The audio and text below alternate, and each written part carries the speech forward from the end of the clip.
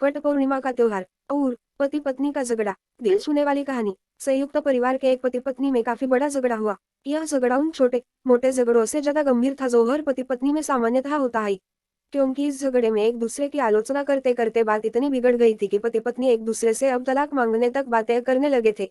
संयुक्त परिवार के बाकी के सभी लोग बहुत परेशान हो गए और वह सब किसी तरह इन दोनों को समझाकर इस झगड़े का अंत करना चाहते थे। जब सभी के प्रयास काम नहीं आए तो वे लोग पति पत्नी के इस जोड़े को घर के सबसे बुजुर्ग सदस्य यानी दादाजी के पास लेकर गए।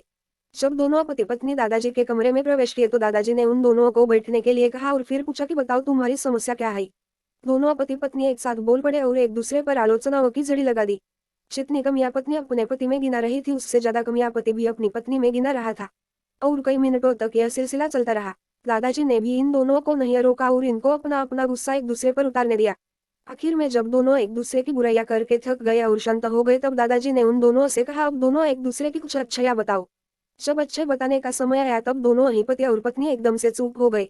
शायद गुस्से में उन्हें कुछ याद नहीं आ रहा था या फिर गुस्से की वजह से ही वह एक दूसरे की अच्छाइयां बताना नहीं चाहते थे।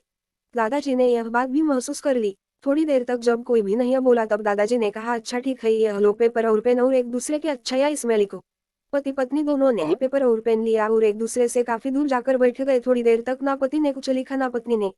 फिर पति ने पेपर में कुछ लिखना शुरू किया। उसे देखकर पत्नी ने भी अपने पेपर में लिखना शुरू कर दिया। ऐसा लग रहा था जैसे दोनों एक दूसरे से कंपटीशन कर रहे हो। काफी समय तक दोनों ने पेपर में लिखा और जब पेपर लिखावट से भर गया तब दोनों ही अपना अपना पेपर लेकर दादाजी के पास उन्हें देने के लिए गए। दादाजी ने उन दोनों के पेपर लेने से मना कर दिया और कहा कि अपने अपने पेपर एक दूसरे को दे दो और अब एक दूसरे के पेपर पढ़ो। पति ने पत्नी को और पत्नी ने पति को अपना पेपर दे दिया। वे एक दूसरे के पेपर पढ़ने लगे। थोड़ी देर बाद पति और पत्नी दोनों के ही आंखों में आंसू थे। पेपर में अपने बारे में लिखी अच्छाइयां पढ़कर पत्नी तो फुट फुट कर रोने लगी। पत्नी को रोता देख पति उसे चुप कराने के लिए दौड़ पड़ा और माफी मांगते हुए उसे मनाने लगा। पत्नी ने भी पति की माफी मांगी और माहौल ऐसा हो गया जैसे कभी कोई झगड़ा हुआ ही नहीं था।